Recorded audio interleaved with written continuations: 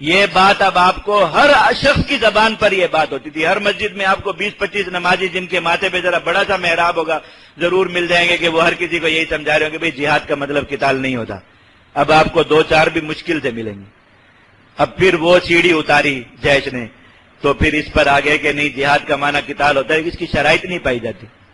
کتنی صدیاں امت کو اس بات پر دھوکہ دیا. یہ مسئلہ آ جائے گا انشاءاللہ. ہم نے صرف اتنا سوال ہر بندے کو سمجھا دیا کہ بھائی جو آدمی یہ بات کہے نا کہ شرائط نہیں پائی جاتی، اس سے اتنا پوچھو کہ شرائط ہیں کیا. وہ اتنے لوگ پینچر ہوئے بیچارے، اب انہوں نے یہ کہنا بھی چھوڑ دیا کہ شرائط، اس لیے کہ یہ بات کرنے والے کو 99.90% لوگوں کو یہ پتہ نہیں ہوتا کہ جہاد کی شرائط ہیں کیا.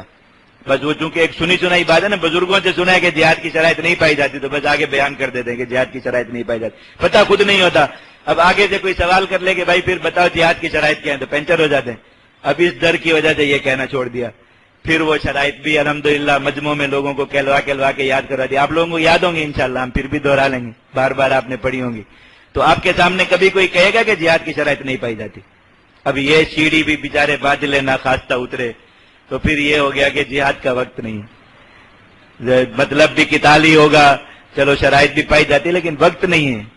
اب پھر وہ اس پہ اچھے خاصے بہترین قسم کے سوالات آ گئے، بھی وقت کون طے کرے گا، کون متعین کرے گا.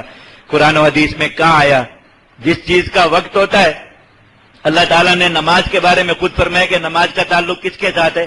وقت کے ساتھ. ان الصلاۃ کانت علی المؤمنین کتابا موقوتا، نماز اوقات کے ساتھ فرض ہے. یہ کس نے کہا؟ اللہ نے. تو شریعت نے خود وقت بتائے یا نہیں بتائے؟ فجر کا وقت کون سا ہے یہ کس نے بتایا؟ شریعت نے. ظہر کا وقت کون سا ہے، عصر کا کون سا ہے، مغرب کا، عشاء کا. جس عمل کا وقت شریعت نے یہ کہا کہ یہ وقت کے ساتھ ہے تو اس کا وقت بتانا بھی کس کی ذمہ داری ہے؟ اللہ اور اس کے رسول کی ذمہ داری ہے یا نہیں؟ اور انہوں نے اپنی ذمہ داری کو پورا کیا. تو اگر جہاد کا کوئی وقت ہوتا ہے تو اللہ اور اس کے رسول نے وہ وقت کہاں بتایا؟ بس یہ بتا دیجیے. اب یہ کہتے ہوئے بھی موت آتی ہے کہ اللہ اور اس کے رسول نے نہیں بتایا. جب اللہ اور اس کے رسول نے نہیں بتایا تو کون بتائے گا؟ کہہ سکتے ہیں یا ہم اور آپ طے کریں گے؟ اللہ تعالیٰ نے بس یہ کہہ دیا کہ وقت ہے یا وقت نہیں ہے، اور طے ہم کریں گے کہ کون سا وقت ہے کون سا وقت نہیں. تو الحمدللہ اس سیڑھی سے بھی دھکا دے دیا نیچے. اب اس وقت میں نیچے کوئی سیڑھی نہیں ہے، اس وقت میں نیچے وہ ٹیوب ہوتے ہیں نا، یہ ہوا بھر لیتے ہیں. ہم دیکھا لوگ پانی میں ڈال لیتے تو اس کے اوپر سواری کرتے ہیں تو بیچارے کبھی ٹیوب اوپر آ جاتی ہے کبھی سوار اوپر آ جاتا ہے. ایسا ہوتا ہے سوئمنگ پول میں، آپ نے دیکھا ہوگا. اس وقت میں یہی حالت ہے. وہ ایسے ہی بس کچھ غبارے ہیں ہوا کے بھرے ہوئے، کوئی ٹھوس چیز نہیں ہے جس سیڑھی پاؤں رکھ سکے. تو کبھی غبارہ ان کے اوپر آ جاتا ہے کبھی یہ غبارے کے اوپر آ جاتے ہیں. بس یہی اونچ نیچ چل رہی ہے. تو اللہ کا شکر ہے کہ آپ اس چیز کے اثرات پر اگر کوئی بھی بیٹھ کر غور کرے گا، امت کے اندر سے کتنی اعلانت نہیں، ہزاروں لوگ لاکھوں لوگ نکلے ہوں گے جہاد کرنے کے لیے دعوت سے، لیکن انکار جہاد کا اتنا بڑا سلسلہ الحمدللہ اس پر تو بند باندھ دیا. کتنے لوگوں کے ایمان محفوظ ہو گئے. ایک مسلمان جہاد نہیں کر سکتا، اتنا مان تو لے کہ اللہ اور اس کے رسول نے جیسا جہاد بیان فرمایا ویسا مان تو لے، تو اس کے ایمان کے لیے تو کم از کم سلامتی ہے نا. لیکن آزاد پھر رہے تھے لوگ بالکل، بس جہاد کے بارے میں کچھ بھی کہہ دیں کوئی آگے سے سوال کرنے والا ہی نہیں.